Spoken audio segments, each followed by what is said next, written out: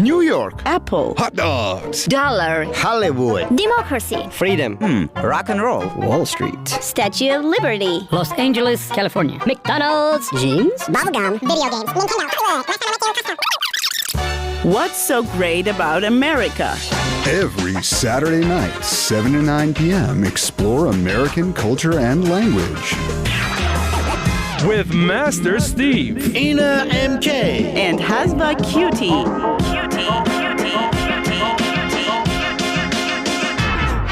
tune in to find out about what makes America so great.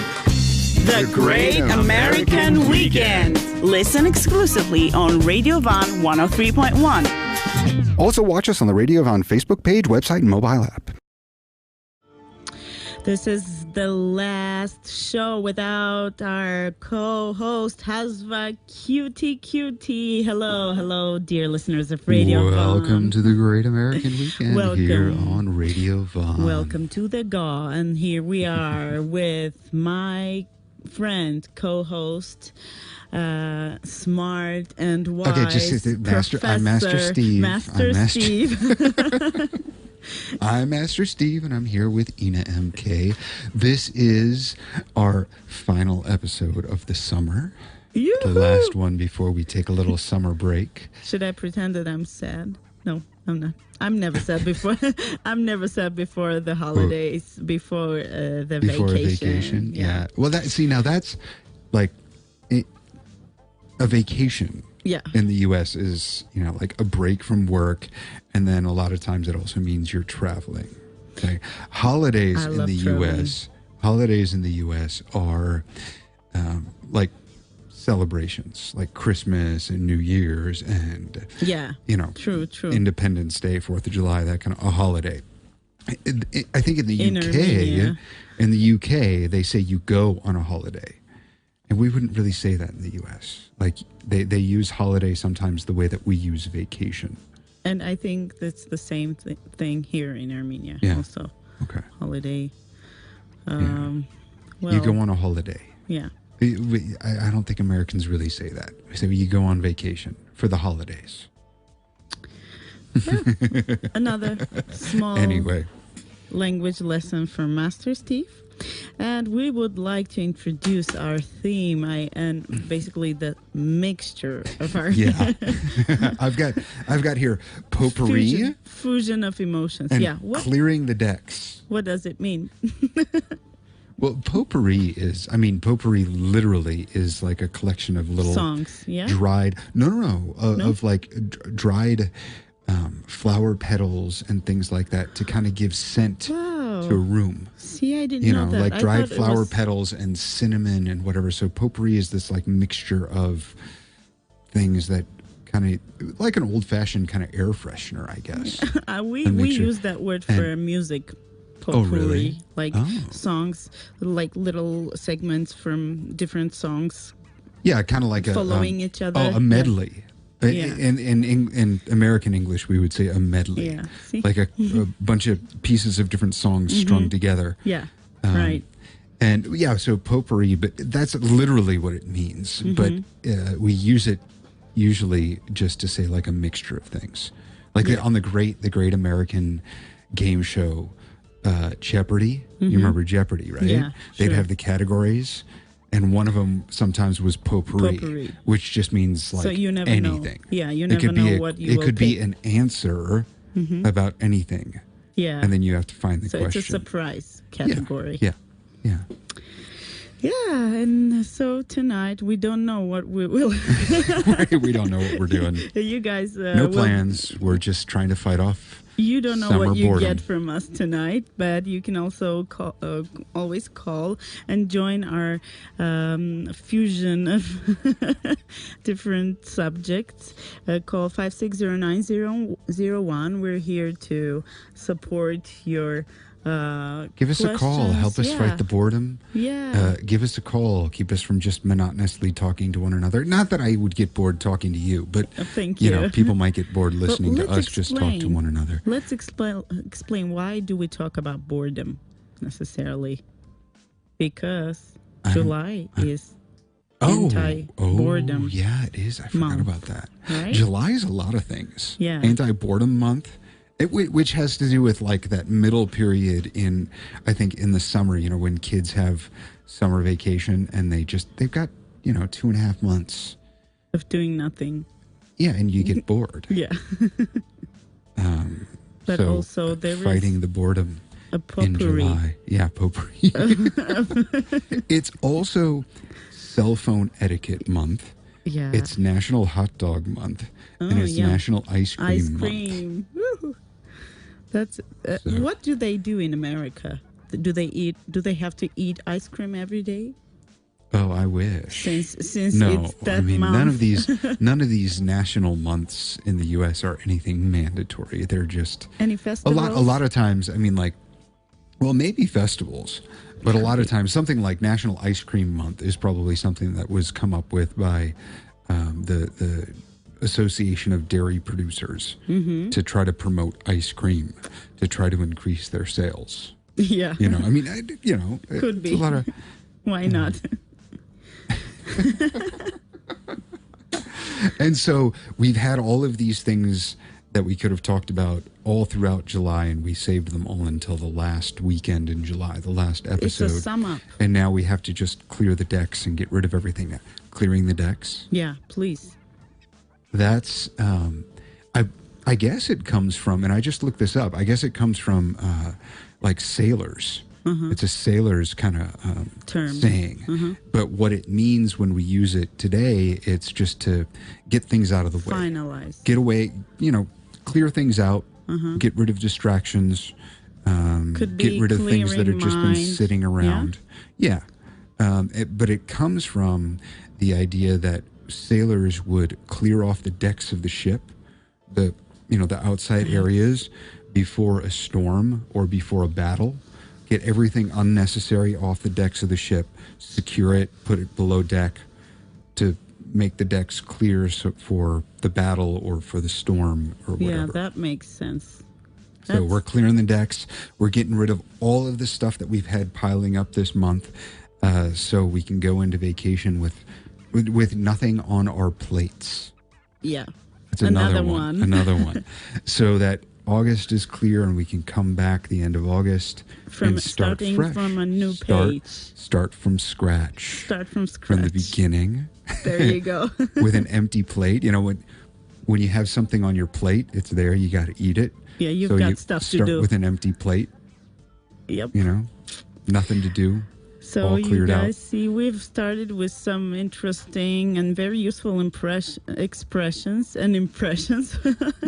And we've got some more prepared for you guys, and also quotes coming up soon. So we're ready for a break, and we'll come back. You can watch us live on www.radiovon.fm. Also our Facebook page, which is Radio Von FM 103.1, and of course the application. Just download it and listen and watch us anywhere around the globe.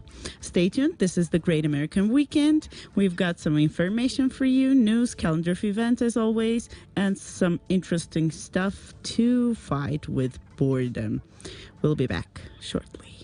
Come and hang with us every weekend. It'll be a blast. A blast? Yeah, a good time. No, come chill with us. It'll be cool. Chill? Yeah, relax, hang out. Come chew the fat with us. Yuck! No way! Join us! On the Great American Weekend, where we'll help you decode American slang. Yummy fat. Here on the Great American Weekend on Radio Von. And we've started to chew it. Or here's another one. Chewing the fat or shooting the breeze. Shooting the breeze? Yeah. I like breeze. Yeah. Shooting the breeze. The sea breeze? Yeah. Which means to have fun? No, it just means to talk. To talk, okay. Yeah. Okay. Talk about nothing in particular, nothing important. Just shooting the breeze. Chat. Just chit-chatting. Chit-chat. It's like if you've got a gun and you're just shooting into the air. You're not expecting to hit anything. Yeah, you're not just expecting to doing accomplish anything. You're just, Need to write these things down. Shoot the breeze. Okay, so we're ready to for some quotes, aren't we? Always. Always. So since we were talking about boredom and fighting with it, let's see what do different people think about what boredom is in general. So the first one, you'll find boredom where there is the absence of a good idea, says Earl Nightingale.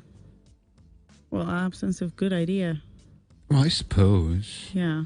If you don't have anything to do, if you can't think that of anything to do. That means you don't have any ideas. That means... Yeah, you're bored. Yeah, you're just sitting around waiting for something to happen. Yeah. Anything. Something. That's obvious. Anything, please. Please happen.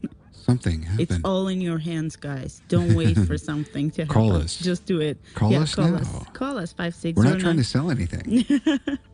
Or order now, and you'll get a quote for absolutely free. Call us and share with us some quotes that you would like to read. Maybe some of your favorite quotes. They don't have to be necessarily about boredom, but they can be fun. It's potpourri. We'll take anything at this point. We'll take anything tonight. So the next one. In order to live free and happily, you must sacrifice boredom. It is not always an easy sacrifice. Richard Bach. I wonder exactly what that. In order to live free and happily, you must sacrifice boredom. It is not always an easy sacrifice. So maybe he means that boredom is kind of being lazy and doing nothing, and yeah, I think so. And you're really free and happy when you actually do and create something, because he's a creative. Well, in order to be free and happy, you can't just sit around or do nothing. You have to be doing something and creating. In this case, musician. Yeah. Don't just composer. Don't just stand there. Do something. Yeah. Or my favorite version of that. Don't just do something. Stand there. Stand there. Yeah. Just stand there. Because I think today we're kind of more busybodies than anything else. Yeah. You know. You don't sit there. You don't just lay back. Just pause for a second. Yeah. You don't sit there and wait for anything anymore. You know. Yeah. It's kind of a hustle. You always just pull your phone out and do something. By the way, there is some quote about boredom that I'll read later, which will connect to what you just said. But the next one is by George Harrison. He says, "The Beatles saved the world from boredom." Wow, that's not modest or anything. But they aren't. They weren't modest, because one of the other things they said is, "We are as popular. We're more popular than Jesus." Yeah. I think the exact phrasing, John Lennon in a press conference said one time, "We're bigger than Jesus." Jesus. Well, there you go. Which that's not modest. More people knew about the Beatles at that point in time than knew about Jesus during his entire lifetime. So, in that sense, it's maybe factually accurate. Yeah. And then I have time for another one. So there's a rebirth that goes on with us continuously as human beings. I don't understand personally how you can be bored. I can understand how you can be depressed. Hello? Yeah. Oh, okay. Depressed, but I just don't understand boredom. Right. Okay, I'll talk to you later. Dustin Hoffman. What was this? Pranking. Dustin. Sorry Hoffman. about that. No, I had to take the phone call. Yeah. No, actually, I didn't. Yeah, I know. I'm just setting us up for our next topic. Yeah. After the break, we'll be back and we'll be talking a little bit about cell phone etiquette. But sorry, that was rude. But no, the Dustin Hoffman quote. It wasn't. Actually, I figured out towards the end. But I want to find one of the quotes that could refer to what you said. I think one of the most important things for creativity is boredom. Mm-hmm. So actually, I think that connects with what you said, is to take time for doing nothing. I mean, separating yourself from cell phones, from social media, from all these kind of platforms. Just get bored in kind of. Oh yeah, And to I'm going to create- do that. I'm going to do that create next some month. space for I'm gonna reloading your Yeah. creativity. And we're ready for a break. We'll be back shortly, and Master Steve is going to speak about cell phone etiquette. because it is National Cell Phone Etiquette Month in Yeah. the U.S. Do not do what Do Steve not just do did. what I just did. The Great American Weekend. Stay tuned. Hey, Steve, do you like Chash Harisan spas? Yeah, I love them. But what would you call them in English? Yeah, I'd call them cowfoot stew, chicken porridge, and sour yogurt soup. Sorry I asked. The Great American Weekend. Welcome back to the Great American Weekend here on Radio Vaughn. I am Master Steve. And I'm Ina MK, and we are here to talk about cell phone etiquette. Well, yeah, first, I mean, it is kind of related to Anti-Boredom Month, I think, because, I was just reading something the other day.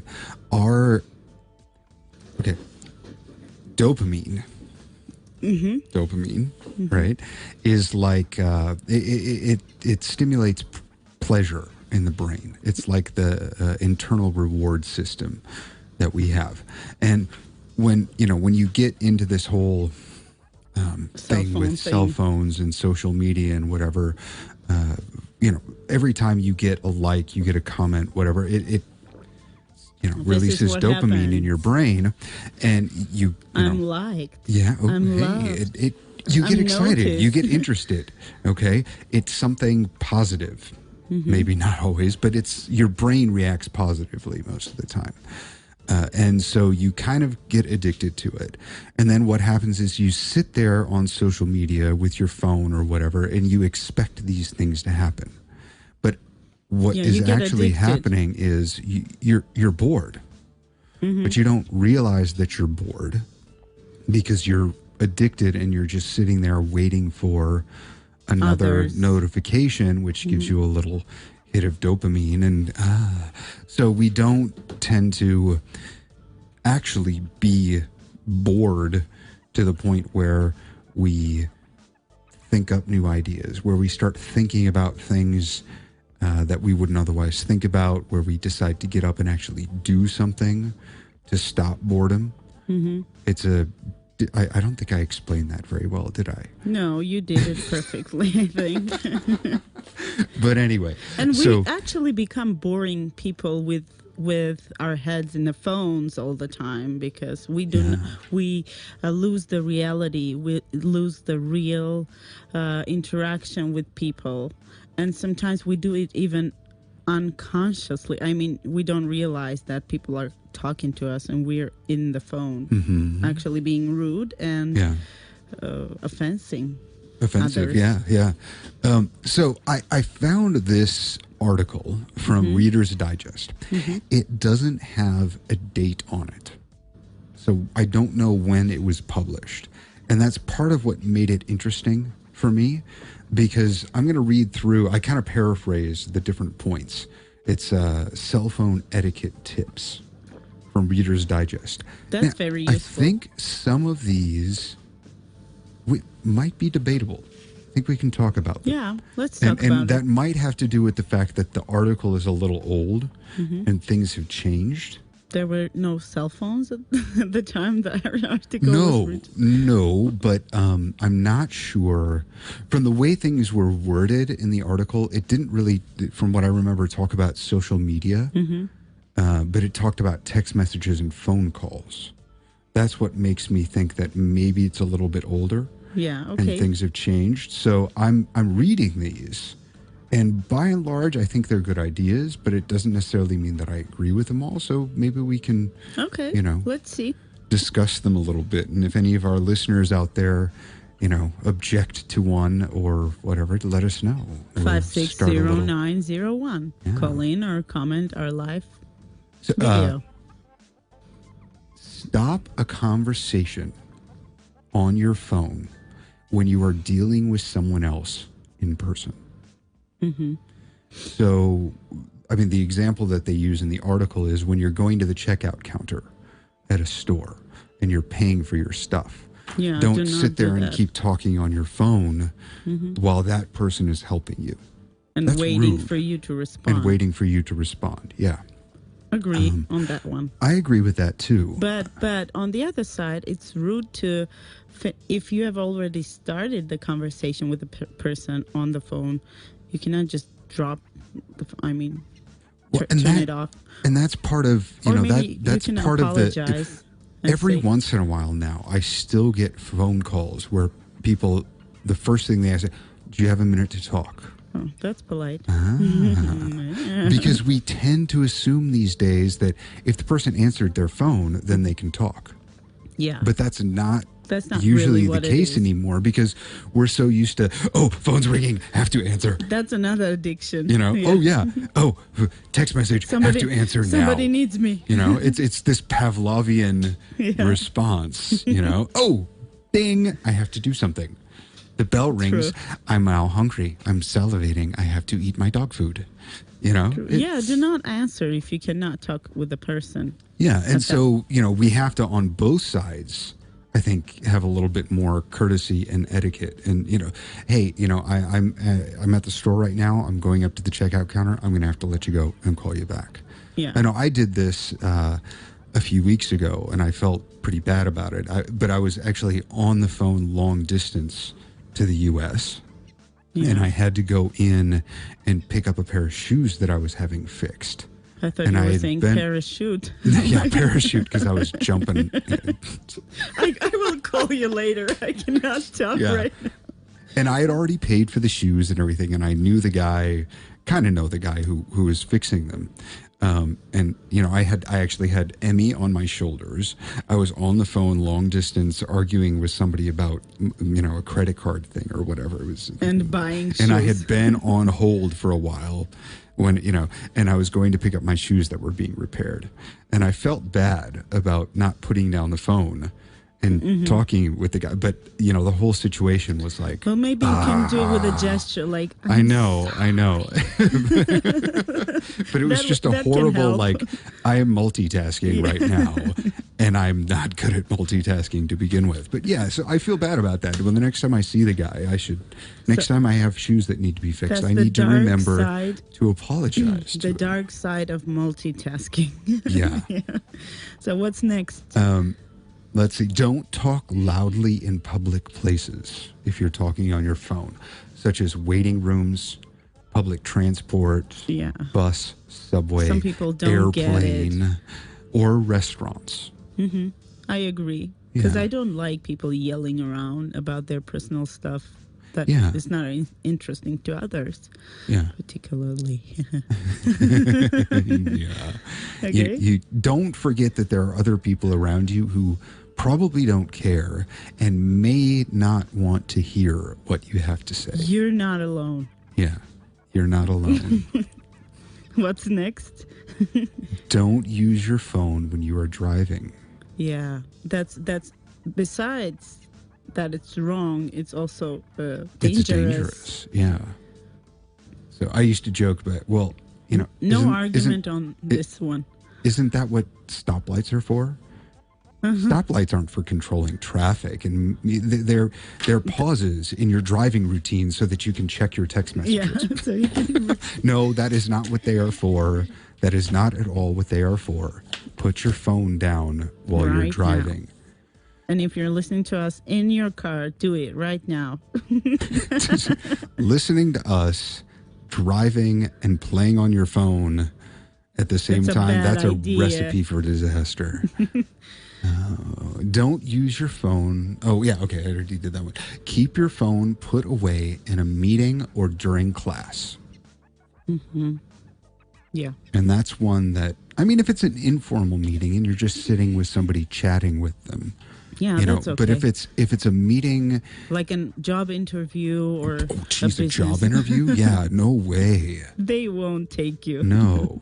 Or, even a business meeting, if it was scheduled and there are certain people there to talk about certain things and get something specific done, then you having your phone out and talking, or especially talking, but even just writing messages during that time period, it shows disrespect to everybody in the room.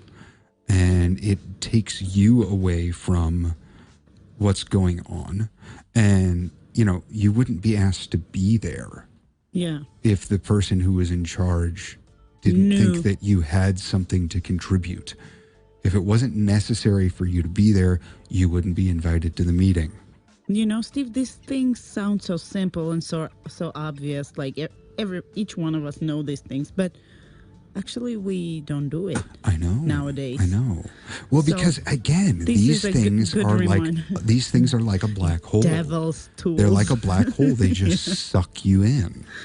Yeah. Unfortunately, that's what it is. Turn your phone off during screenings or performances. You go to the theater. You go to a concert.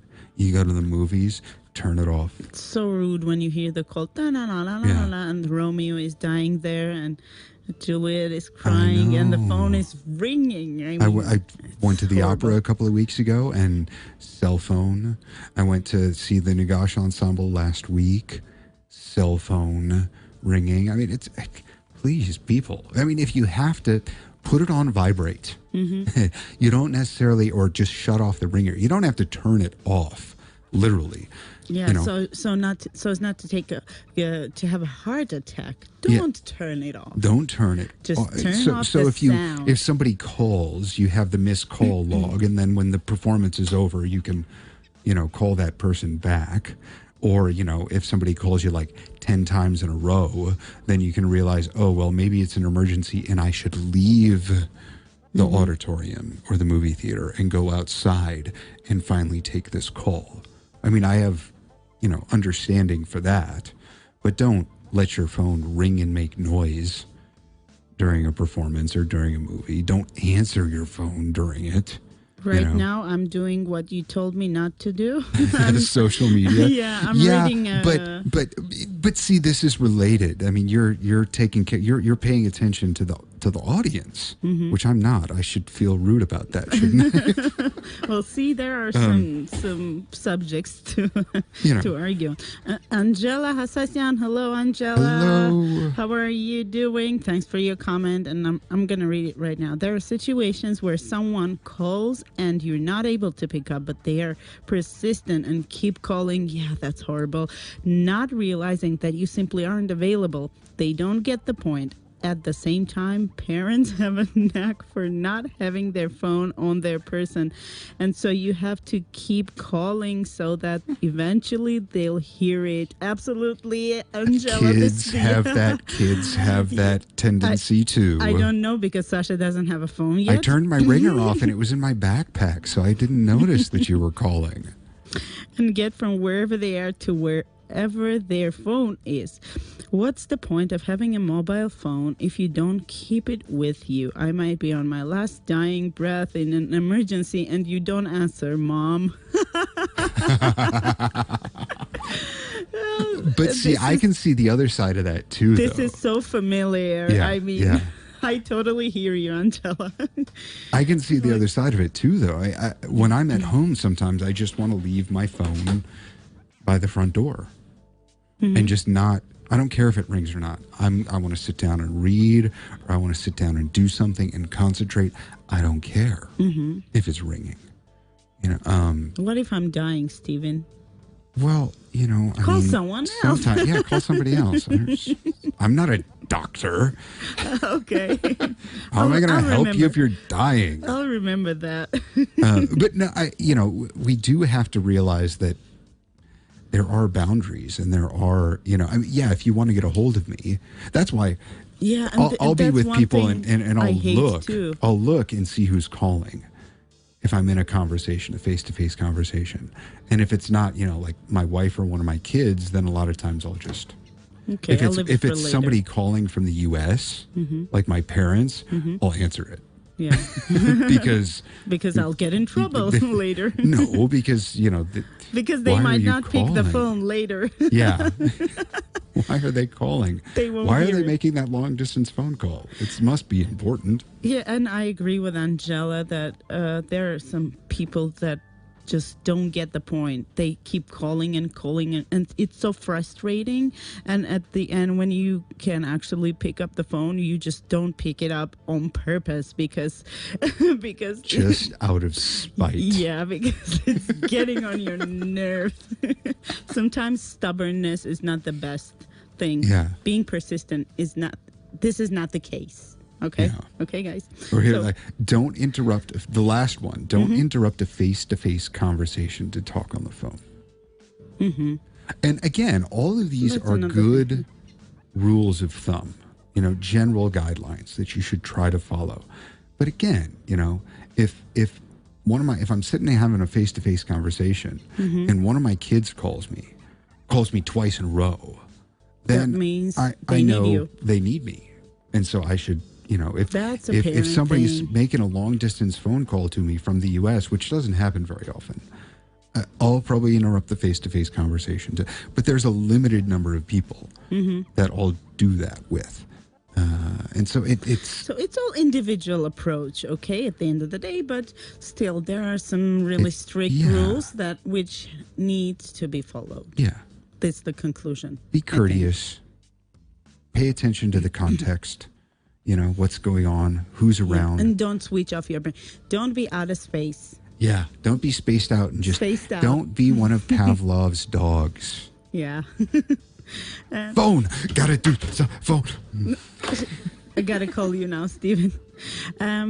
Hey, Master Steve, I've prepared 2 quizzes for you, and I give you a choice which one to take right now. I think we'll have a little time to do it before the break. Okay. Are you ready to do it? Yeah, I suppose. One of them is, are you a boring person? Okay, are you ready for this challenge? And another one is American dialect. Everybody out there listening to us, wake up. I know I've bored you. No. I've bored you stiff. That's not true. I've bored you to sleep. And now we're going to do a quiz that will affirm the fact that I am boring. Come on. I think this other test is really a better one, and which will connect with you better. American dialect, which also be a little educative. Yeah. Would you want to take this one? Yeah, let's do this. I have to warn you that it has a timing, so you'll have to be quick. Okay? I'm going to fail. No, you're not. So, America is a very large place in which people speak different dialects depending on where they're from. Take this quiz and discover if you're an expert on American dialect. Let's do this. Okay, in what state would you say that you were waiting online instead in line? New York, Florida, Georgia, California, Michigan. I don't know. I would just say that that's wrong. Pick anything. New York, Florida, Georgia, California, Michigan. California. I don't know. California. I have no idea. In New York, people generally say that they are waiting online instead of in line. Really? I lived in New York for 3 years, and I don't think I ever heard that. Okay, I just ignored it because I thought it was wrong, and I just didn't want to have to correct them. You just... Okay, next question. In which state would you drink coffee milk? Rhode Island, Wisconsin, Texas, Tennessee, California. Coffee milk? Mm-hmm. Tennessee. Come on. No time. Tennessee? Yeah. Okay. Rhode Island. Okay. I have no idea. Coffee milk is like chocolate milk, but with coffee flavoring, and can be found in Rhode Island and parts of southeastern Massachusetts. So next question. Ready? Timing. Remember. Which state is most likely to call a shopping cart a buggy? South Carolina, Maine, Nevada, Iowa. Iowa. No, Iowa. Yeah, South Carolina, I think. Iowa. Yeah, that was really funny. Whoa, 51st state. I missed that. Iowa, the 51st I'm nervous, state. Okay? It was correct. That was the right answer. The South tends to say buggy, while the Northeast says carriage. Next question. Which state is most likely to call a soda drink pop? I know that one. North Carolina, Wisconsin, Florida, Massachusetts. Florida? Wisconsin. Oh, what? Oh, how did I miss that? The Midwest is known for saying Cheeseheads. pop, which makes the state most likely to say it with Wisconsin. And they did that too in Indiana. Okay. Next question. Which state calls a milk and ice cream blended drink a frappe? Kansas, Michigan, Washington, Massachusetts, Arizona. Massachusetts. Yeah, absolutely. Okay. True. And Massachusetts calls ice cream and milk blended drinks a frappe. A milkshake is something completely different. If you pronounce the word Nevada as Nevada, where are you most likely from? Midwest, the South, the East Coast, Nevada. Midwest. The East Coast. The East Coast? Okay. The East Coast mispronounces the state according to Nevadans. The proper way to say it is Nevada. Oh, okay. Next question. If you pronounce the word roof as if it rhymes with the word hoof, where are you most likely to be from? West Coast, East Coast, Midwest. Midwest. West Coast. West Coast? I have no idea. I haven't. People from the West tend to think roof rhymes with hoof, while people from the East tend to think it rhymes with puff, P-O-O-F. How do you pronounce poof? Poof? Okay. Roof or roof? Roof or roof? P-O-O-F. Or roof. Okay, next question. Where would you be from if, when saying the sentence, I feel merry about marrying Mary, you found the pronunciation of Mary, Mary, and Mary sound different? East Coast, South, Midwest, West Coast. Time. East Coast. Yeah, correct. The East Coast pronounces Mary, Mary, and Mary differently, while the rest of the states tend to pronounce them so that they all sound the same. Where would you be from if you pronounce the word caramel with two syllables like caramel? South, Midwest, East Coast. South. Midwest. What? Yeah, the Midwest tends to say caramel, while the East Coast pronounces it caramel. Caramel. In which part of the country? Okay. In which part of the country is a pasty, a meat and vegetable stuffed hand pie? East Coast, West Coast, South, Midwest. Wait, read it again. In which part of the country is a pasty, a meat and a vegetable stuffed hand pie? We missed the timing. Oh. Midwest. Okay. And where would the term sourdough be used to describe a certain type of person? Pennsylvania, Alaska, Texas, Montana, Missouri. Pennsylvania, I think. Sourdough. Pennsylvania? Yeah, that's okay. right. That was just a stab in the dark. In which state would a person refer to vomit as cascade? South Carolina, California, Indiana, New Jersey.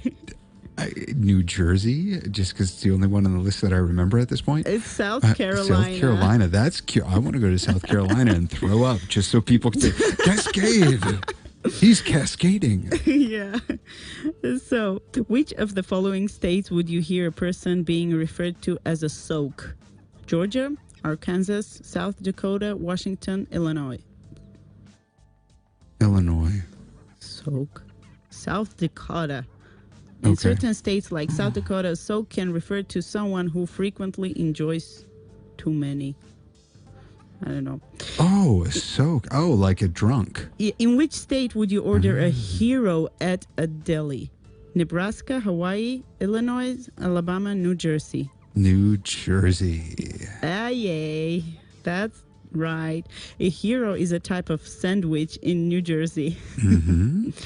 And I think the last question, where is the slang word shoots used to mean all right?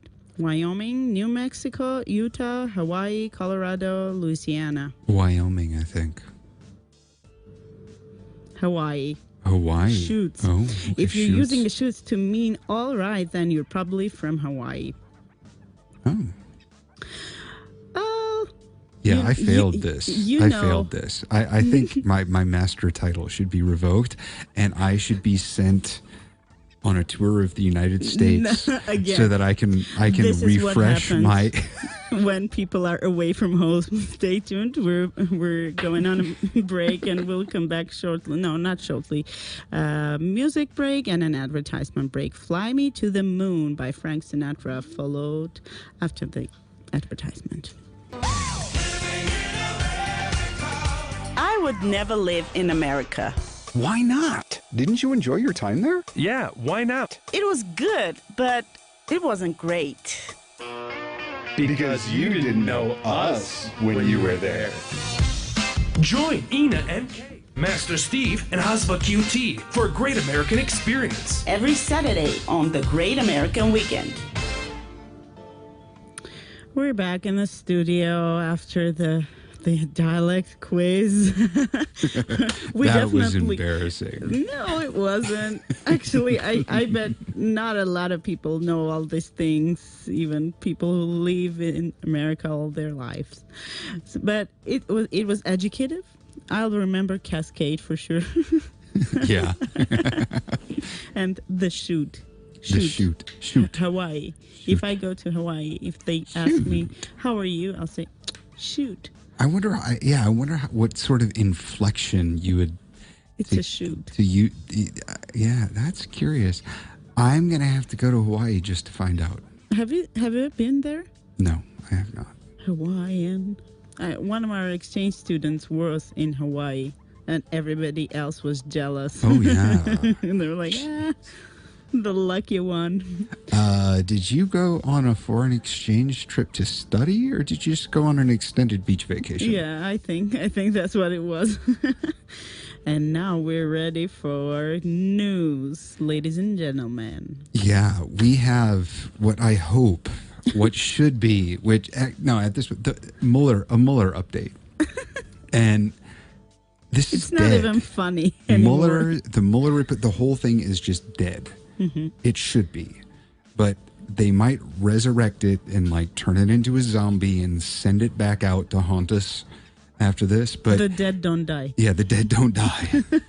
Only this isn't funny like that movie was funny. Yeah.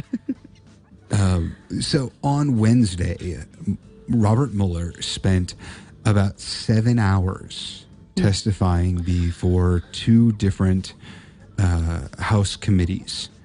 The first one was the second one was the Intelligence Committee, and the first one was the Justice Committee. Mm-hmm. Answered all sorts of questions, but mostly with just yes or no answers, right?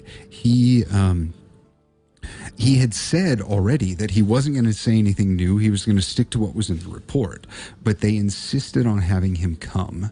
And a lot of what the questions were about were just reading part of the report and asking him yes or no, or asking him to respond, yes is this no whatever, answers. yes or no. And most of his responses were yes or no.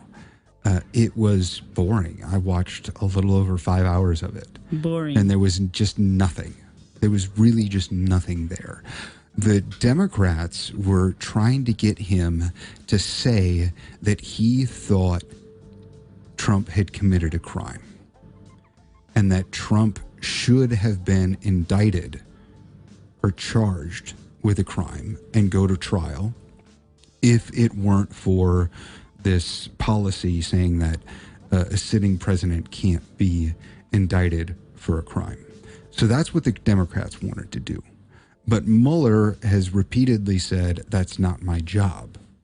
I provided information, evidence, and because I can't charge him with a crime, I am not going to say whether I think he should be charged with a crime or not. In his opinion, he is just to present the evidence, and Congress has to decide whether or not they'll start impeachment proceedings. But in my opinion, and I'm kind of jaded and fed up with this whole thing. I think a lot of people The Democrats want Mueller to do their job, to decide that impeachment should start. And he doesn't want to do that. He's convinced that that's not his responsibility. That's not what he's supposed to do. They have to make that decision. But they want some sort of authority or somebody to tell them that that's what's supposed to happen so that they don't have to take responsibility for that decision. the Democrats especially, okay? The Republicans, fearing that Mueller might screw up and say something that could be taken as him endorsing impeachment proceedings starting, they took the approach that they were going to try to discredit the whole investigation and the report as something that was biased. You know, it was something that, it was something that the whole investigation by the independent counsel that was headed by Mueller was there just to try to discredit and remove Trump from office. That was the only point. Yeah. It wasn't there to, and I don't know. I mean, there were issues there. Some of the people that were working on the investigation were very biased, but whether that means that the whole investigation is I doubt it, the whole thing was. But there were, anyway. Yeah. So, the whole thing it's over now, I think. It really should be over. Congress has the evidence that Mueller found, and they need to decide how to proceed from here on out. I have a little announcement before you get to the next. We were interrupted by the UFO, and we have a part 2 video, so we have just shared it in our group and the Facebook page, Radio on Facebook page. And so, guys, if you were watching us and the video got interrupted, you have the part 2 available right now. Okay. Yeah, so I mean, but the whole thing just kind of showed how messy and careless discourse is in the media these days and in how Congress. Eternal it is. There's this thing. In the report it said collusion is largely synonymous with the crime of conspiracy. That largely got dropped, and people just started. It's synonymous. It's the same thing. Yeah, and it's too categoric. Yeah, and there were all sorts of little things like that throughout it. They were trying to erase any gray and just be black and white about it, and just be black and white about, I think it's this, and it can't be anything else. Well, as always. And, as always, kind of, but it's been getting worse and worse. Yeah. And so it's a mess. I meant, as always, what happens with people who are, like... Yeah. So hopefully that's over and we can move on. But now it moves on to the Democrats still trying to find a way to impeach Trump. Which, I mean, they have to make that decision. Anyway, something else. Do you have a news story? Yeah, I've got some stuff, which is different from Mueller report. Good. Actually.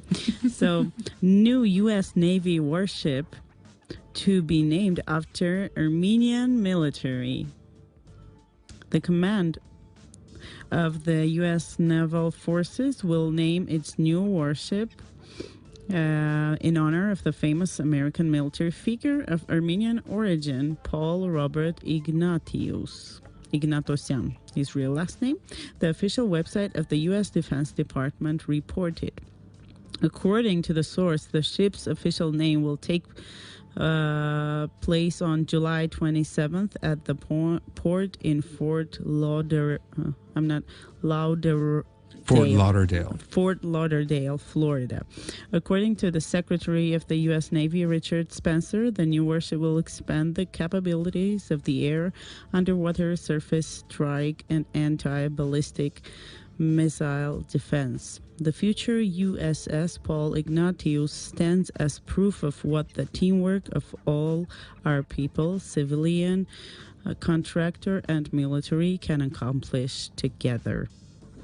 Paul Robert Ignatius was born in the city of Glendale, California, in the family of Armenian emigres Hofsepp and Elisa Ignatosyan. Paul Robert Ignatius, who served in the U.S. Navy during World War II and later during the Lyndon B. Johnson administration as Assistant Secretary of Defense for Installations and Logistics from 1964 to 1967 and Secretary of the Navy from 1967 to 1969. We don't even know about these people, but they That's had interesting. Yeah, that's interesting how we connect America and Armenia from time to time through news. And we can go on a break because we have like a 1 minute left, so we don't want to split the news. We can go on a break and come back with some more news. Yeah. Okay. I've got some more news stories. Breaking news, actually, from the last 24 hours in the U.S. Oh, really? Yeah. Okay, so we'll be back shortly with some more news to come. Stay tuned. Hello? Hi, is your refrigerator running? No, it doesn't have any legs. Some American jokes just don't work with foreigners. Welcome back to the Great American Weekend here on Radio Vaughn. I am Master Steve, and I've got Ina MK with me. Hey. We're going to continue with a little bit of news, and what do you have? Just continue trying to fight the boredom. I think we're having fun here. I'm having fun. Yeah, definitely.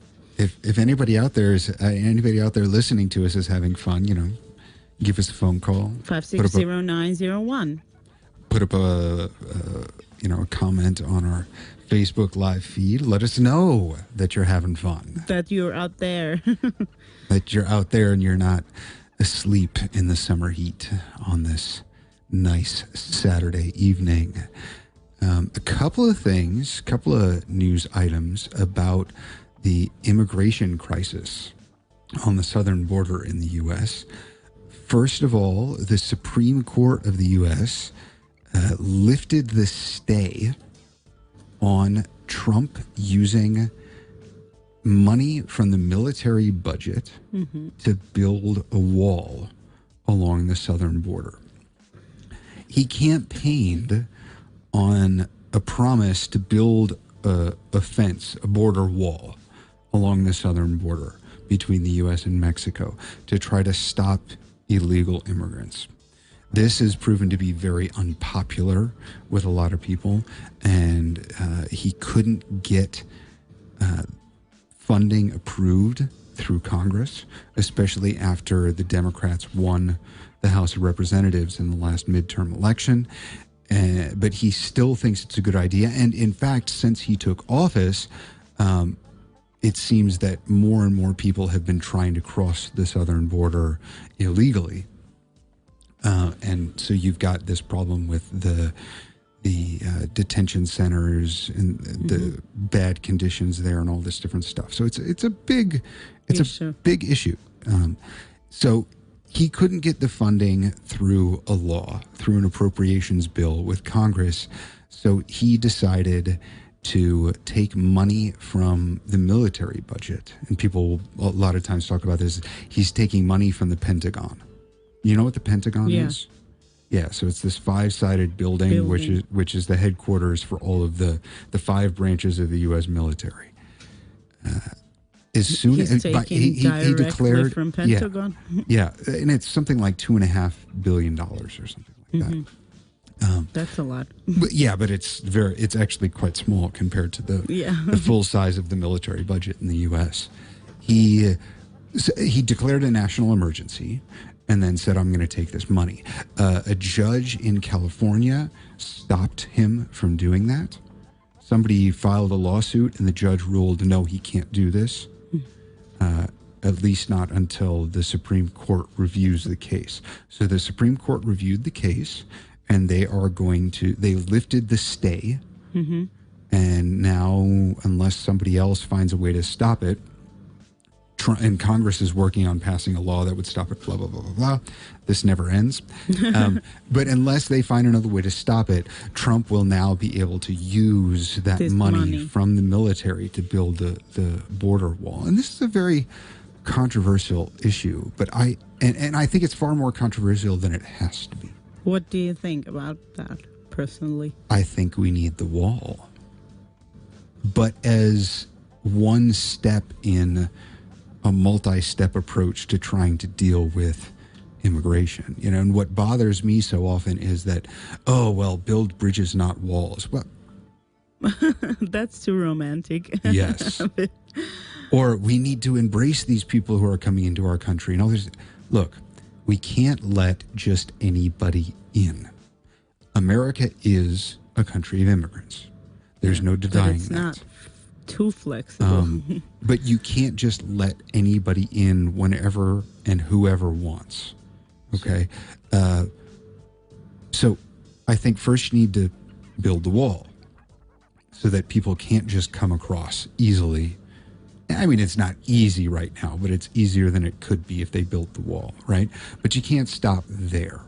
You got to build the wall.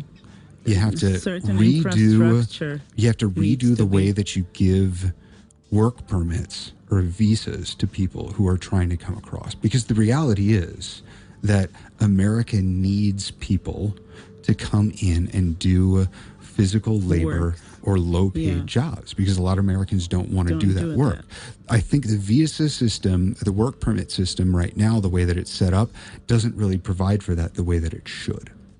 So that needs to be changed so that people, instead of sneaking across, can go and apply for a work permit and get one. Legally, you need to survey the economy and find out what kind of jobs are needed and adjust the awarding of permits accordingly, right? And then after those two things are in place, I think then you can start talking about awarding asylum to people who are already in the U.S. Oh, you're already here. You came in illegally, but you're doing a job that needs to be done, and you've been a law-abiding citizen while you've been here doing this. Then maybe, we can give you asylum and let you stay. But if you start giving asylum to people before you build the wall, start from the other, then everybody's just going to come across and expect to get asylum, even though they came in illegally. And then, after that, then deportations, and also cracking down harder on people that are hiring illegal immigrants, and penalizing the companies or the employers that are hiring them. It's a multi-layer. It has to be comprehensive. But what bugs me about the debate, the way that it usually goes, is, you're building a wall because you're racist and you hate immigrants. No. Building a wall, I believe, needs to be part of a long-term, complex approach. Just because you don't want to let everybody in doesn't mean that you don't want to let anybody in. And again, the everybody deserves a chance. Maybe these people do deserve a chance, but in a legal way. So it's got to be overhauled. And it's been, they were talking about this sort of stuff when Bill Clinton was president. And not much has been done since then. So it's a problem that just keeps getting bigger and bigger because it's never really fully addressed. And now the language with it has gotten so polarized and polarizing that it, unfortunately, I don't see it being resolved productively anytime soon. But anyway, that's enough about that. I think you should write a letter with your plan and your offer to the government. And actually, it's not. I don't think it's anything that I've come up with on my own. I've heard bits and pieces of this around, so I can't take credit for it completely. Not at all. But a lot of times, you'll be the voice of the people. A lot of times people aren't given the time to express that sort of multi-step approach without being interrupted at each step and being accused of something. Anyway. Yeah, we're ready to go on a commercial break. And after that, Ina will have some cultural news, and then we'll move into slang. The slang? Yeah, okay. You've got some interesting stuff here, and I feel bad because I just keep on rambling and babbling. You see how it works here on Radio Van, the Great American Weekend. Mutual respect and support. We're going to listen to Yesterday When I Was Young by Charles Aznavour after the advertisement, and we'll be back with some news and a big piece of good slang and phrases for you guys to learn. So get your papers ready to write down. What's the best word in American English? My all-time favorite word is but I usually refer to it as lovemaking. Become more fluent in American English and slang. Welcome back to the Great American Weekend here on Radio Von. We're enjoying our last episode, and we're... Well, wait, what? We've been canceled? No way. We are going on a vacation. Oh, and we'll be back in September, okay? August is too hot for the Great American Weekend. Yeah, August is too hot for the radio. We need a break, guys. Well, actually, it's quite cold in here in the studio, which is great. And now I'm ready to share a couple of short cultural news with you guys, and then we'll go and explore some slang and idioms and phrases with Master Steve. Young Armenian pianist Laura Galastyan received the first honorary prize at the Vienna International Arts Festival. We're really proud. Congratulations. It's always great to hear this kind of news. The festival was held in Vienna from July 15th to 21st. Armenia was represented by Laura Galastyan among nearly 50 musicians competing in the performing arts category. She studied at Spendarian Specialized Music School. She was born in Yerevan in 2003. Good luck to Laura. I hope she gets a lot of prizes around the world and makes us all proud for her. So another news is that it's really funny. Photo exhibition dedicated to Armenia's Velvet Revolution opened in Warsaw, Poland. Did you know that? No. So, in July, this exhibition was opened. This was reported by Armenian Foreign Ministry. In his opening remarks, Armenian ambassador to Poland, Samvel Mukherjee, briefly introduced the separate stages of the revolution, its pan-national and peaceful nature, goals, and recorded results. The exhibition was also attended by the representatives of the Polish state structures, diplomatic corps, and the Armenian community. Nice. Woo-hoo. Yeah, it's nice. That's very cool.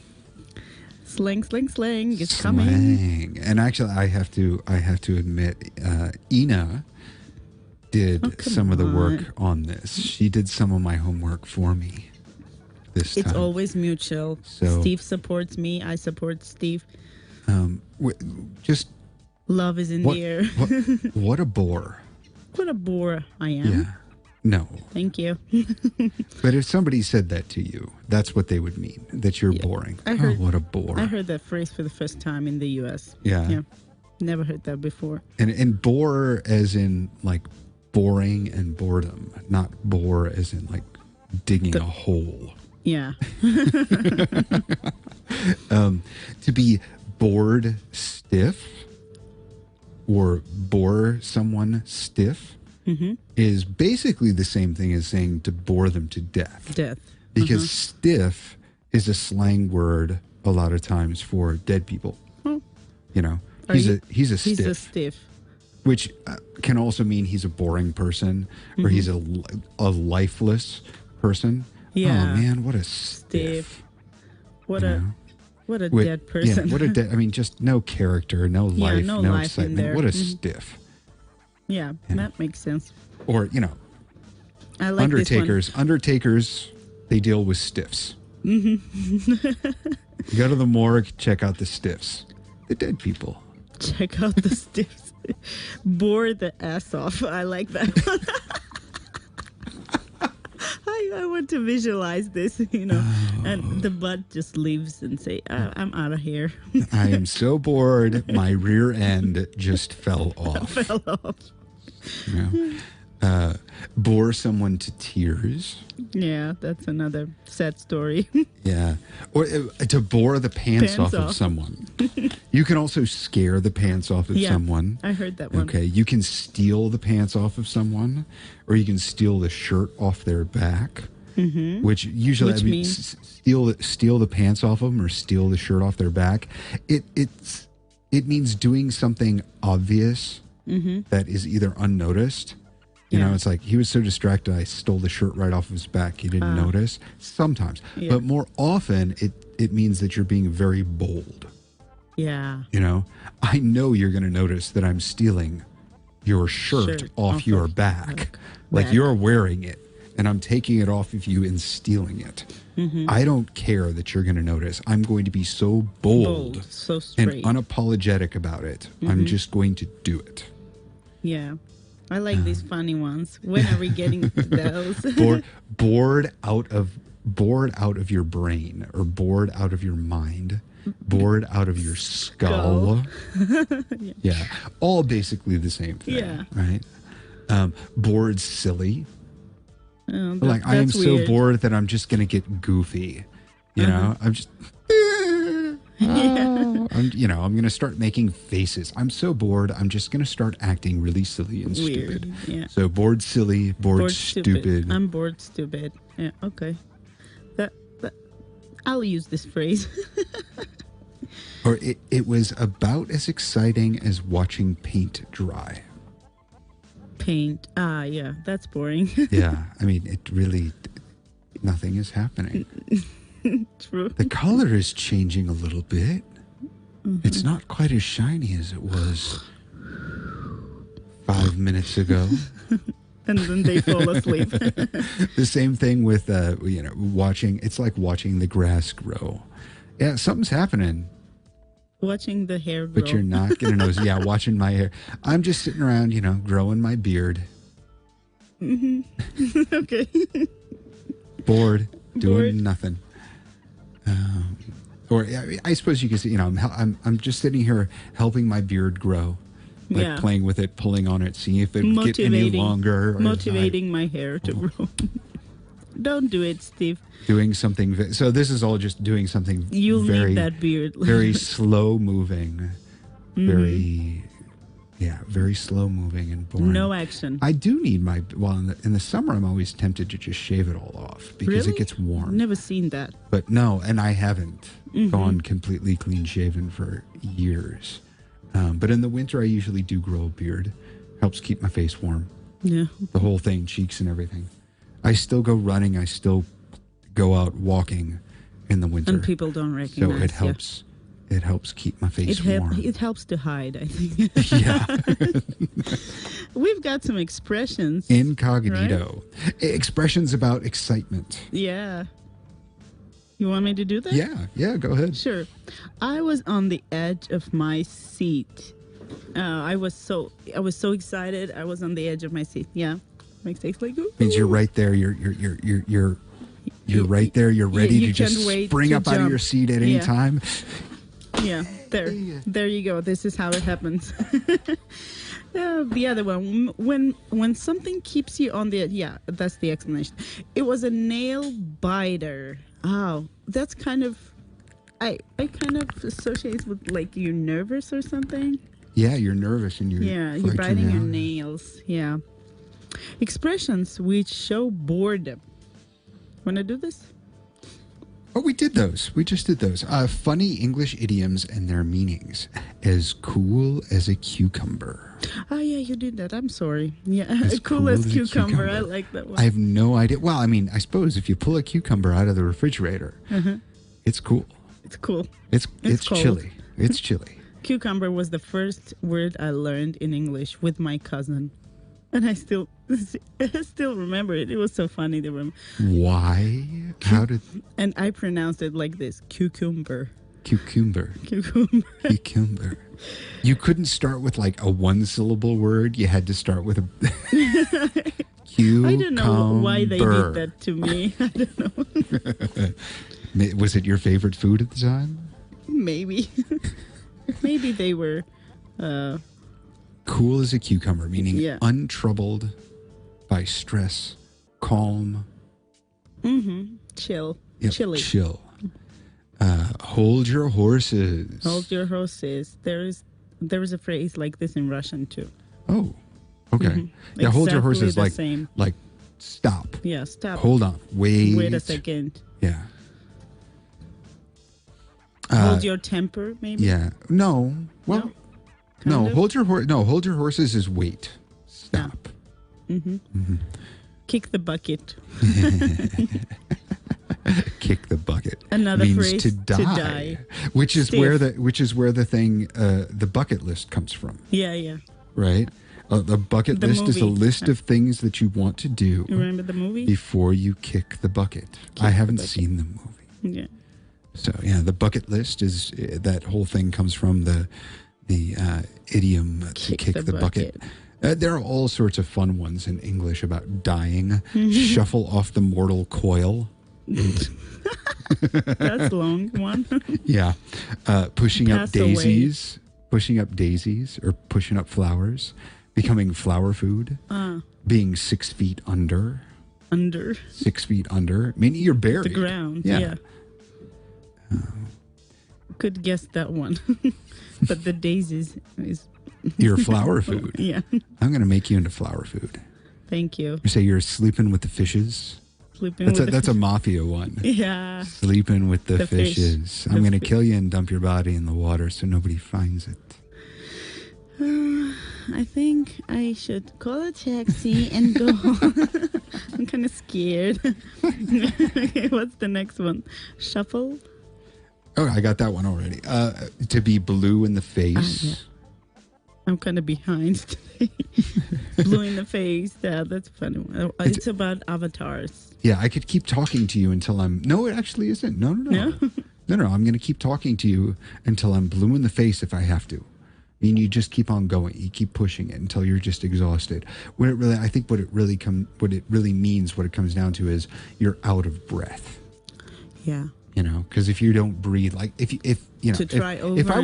I were to strangle you to the point where you're about to die, all kinds of fun things happened to me this evening. Your face would start to turn blue, right? That would you would suit be me. out of oxygen, and your face would start to turn blue. So I think the origin of that, to be blue in the face, means you're doing it until you're out of oxygen, you're out of breath. And even though blue is one of my favorite colors, I pass this time. A storm in a teacup, or sometimes for the alliteration you say a tempest in a teacup. Tempest. A tempest is a storm. A big fuss made out of something that is of little importance. We also say to make a mountain out of a molehill. And there is a phrase in Russian which says to make an elephant out of a fly. Really? Okay. I've never heard this next one. Where did you get that from? Bob's your uncle? Bob's your uncle? I mean, yes, he is. I do have an uncle named Bob. I do have an uncle named Bob, but I don't know what that has to do with something being simple. Your heart in your mouth or your heart in your throat? Throat. Yeah, it means your heart is beating so fast that you feel like it will come out. It's going to come out. Yeah. You're excited or anxious or frightened. Scared to death. Scared to death. I peed my pants to death. You say, I scared the piss out of him. Yeah. Or you could say it with, the other end too. The other word. Here's something. Number 1 and number 2. 2, yeah. For those of you that have kids, yes. There was mystic number 3. Number 3.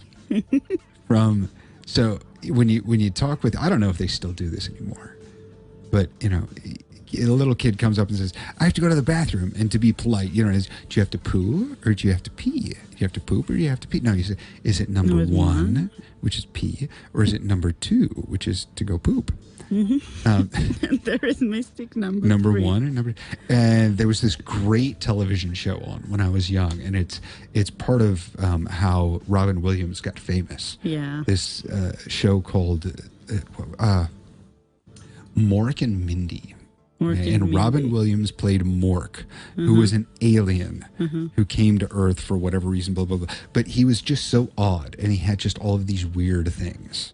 You can imagine. Yeah. I mean, Robin Williams was just He can great do in this that. roast. So in one episode, he was turned into a child. His mental age went back to being like 4 years old. And somebody asked, he said, I have to go to the bathroom. They say, is it number 1 or number 2? And it's number 3. And everybody kind of stops and looks. You're like, With those I don't think I headphones. want to know what that means. With those headphones. Number 3. I don't. You look I, like an alien right now when you do that with the head. Nanu. I think that's what it. Nanu. Nanu? Okay. Yeah. And Robin Williams was one of my favorite actors, and I can't believe he kicked the bucket. Yeah. Is that a rude way to say it, No. actually? Yeah. Oh, well, now we're ready to hear a song in a minute. Yeah. The song... we have 1 minute before that. And I would like to remind our listeners that after this show, we will post the recorded version on Monday, which will be the last episode. And this episode was really rich with phrases and words and educational part about American dialects even. So make sure you watch it if you missed it tonight. And we'll go for a break and come back and do some more stuff. We're paying the bills. Yeah. Sharing some good tunes with you. We'll be back after this. 15 minutes to go and we'll be done for the season, but we're still here in the studio. So if you want to use the last minute, you can go ahead and call 560901. We're still here. Hey, what kind of fixins do you like on your hot dog? Fixins? Yeah, relish, onions, mustard, ketchup, condiments. Conda? No, not that. Oh, fixins. I love chili dogs. Learn about American cuisine on the Great American Weekend. Welcome back to the Great American Weekend here on Radio Vaughn. I can't believe we're almost done. I know. We're here to wrap up with the calendar of events and to sign off for the summer. We kind of had a special drive tonight, I think. It was good. Yeah, because at the end of it is vacation. We have a motivation. So let's start our calendar of Well, events. also, and time flies when you're having fun. Yeah, true. And at least we're having fun. We did our job perfectly, fighting with boredom, I think. All right, so calendar of events, of course, the regulars. We've got the debate club every Thursday at 1 p.m. at the Yerevan American Corner. We've got the reading club every Tuesday at 1 p.m. Again at the Yerevan American Corner. The teenage club will be every Friday at 2 p.m. And I believe those keep going all the way through August. We're not going to be here to announce them or to remind you, But you guys remember follow that up. they're there. Follow their page. Movies in English at Keno Park, Yerevan Mall. Lion King, the animated movie. It's not it's live action with lots of CGI computer graphics. So that will be every day from 6:15 and at 11:10 p.m. from the 28th to the 31st of July. Music. And we've got music. Yeah, music. We've got the ID Project at Barcode on July 29th. And ID, that's Johan and David, right? From Boston Hayots. Yeah. It's a little duo I acoustic think so. thing that they do. And Vahagenheirapetan Trio at Ulichanyan on July 21st. We've got Summer Vibes with Garik and Sona at Kami Club on August 1st at 9:30 p.m. And we have our MP3 at Mezzo August 1st at 9:30 p.m. Also, Mikhail Shufudzinski, one of the most favorite singers of elder generation. He will be in Yerevan August 25th at 8 p.m. at Wien Concert Hall. So make sure you purchase the tickets beforehand. Nice. And I had to let you do that one because there is no way I'd be able to pronounce that last I could name. figure that. I would like to tell our listeners a little bit shortly about Vartavar. So we have Vartavar Festival tomorrow. Everybody ready to get wet. So Vartavar is a festival in Armenia where people drench each other with water. Although now a Christian tradition, it goes back to pagan times. The ancient festival is traditionally associated with the goddess Astrid, who was the goddess of water, beauty, love, and fertility. The festival is named Vartavar because Armenians offered her roses as a celebration. Vart means rose in Armenian and var, rice. So this is why it was celebrated in the harvest time. And now, tomorrow... It's tons of fun. Yeah. You go out with a If you're bucket. not afraid of water... Oh, come on. It's so hot. That's the time to fight with boredom and leave your cell phones And at home. fight the heat. Leave And your cell fight the heat. phones. Yeah, exactly. So there is Vartavar Festival at National Assembly of Armenia Park tomorrow, starting from 10 a.m. till 8 p.m. And they've got a special program. It's not only Vartavar, it is carpet washing ceremony. So if Steve, if you have noticed and if you've seen this before, because now I haven't seen this practice a lot, but our parents and our grandmas used to wash carpets outside. They would lay down on the just literally outside, pour the water like with this with a hose. Yeah, and wash it right there outside. And so we are trying I to... have actually seen people do that before. And we want to remind this nostalgic tradition of our grandmas. So this is what's going to happen tomorrow, starting from 10. Then there will be a Vartavar water splashing afterwards. Then there will be a carpet presentation and carpet making masterclass. So people are invited there from different companies like Megarian Carpet, and they will talk about carpets and represent the ornaments and stuff to the people who will be visiting there. Then there will be a quest game, and afterwards and throughout this whole thing there will be a DJ playing, and then till 8 p.m. there will be a live concert by Mikhail Voskanyan and friends. So if you guys... Sounds like a fun day. Yeah. Join this I don't know show. if I'll make it up there. I think I'm going to do what I usually do and just Pass go by? with Emmy. No, just go with Emmy, walk out into the yard, and get wet. all the kids just, get wet. There is an ice cream festival. Speaking of ice cream, earlier during the show, there's an ice cream festival at Yeras Park, August 14th from 4 p.m. to 10 p.m. So go there, get stuffed with ice cream.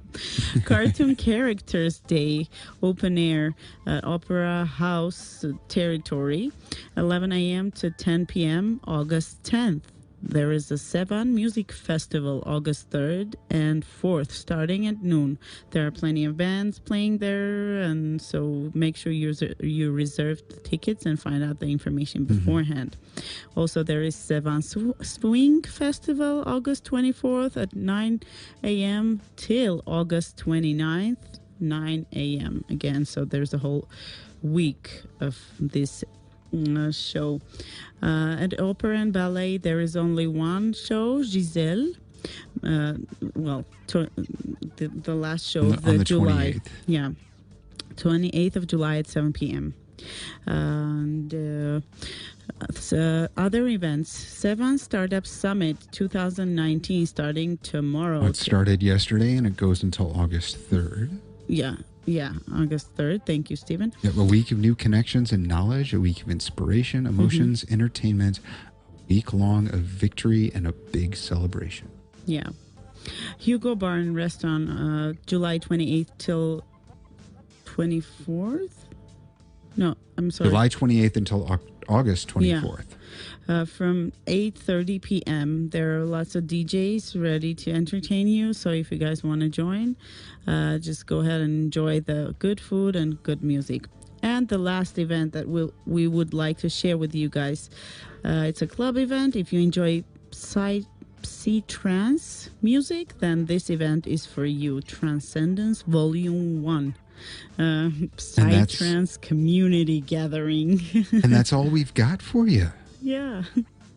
This is the Great American Weekend, signing off for the last Saturday in July. And I'm going to tear up a little here. Enjoy your August. Enjoy your August. Try to beat the heat. Miss not us. Get too warm. And we will see you in a month. Yeah, preparing a lot of stuff for you guys with new energy starting from September. Stay safe. We're going to miss you guys. We'll be back in September. Steven? Thanks for listening. Have a good one. Bye-bye.